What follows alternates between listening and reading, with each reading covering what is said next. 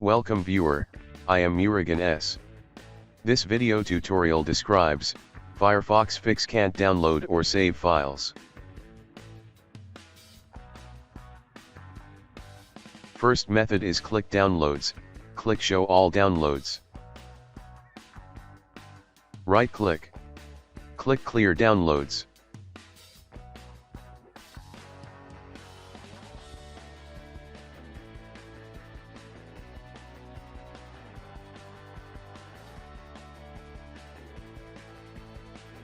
Second method is click open menu. Click options.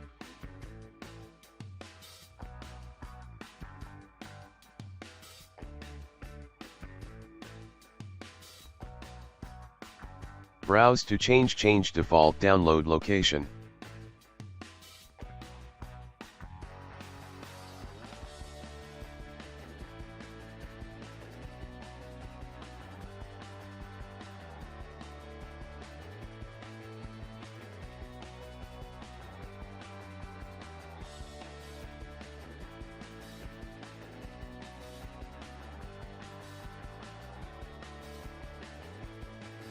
I hope this video tutorial helps to you.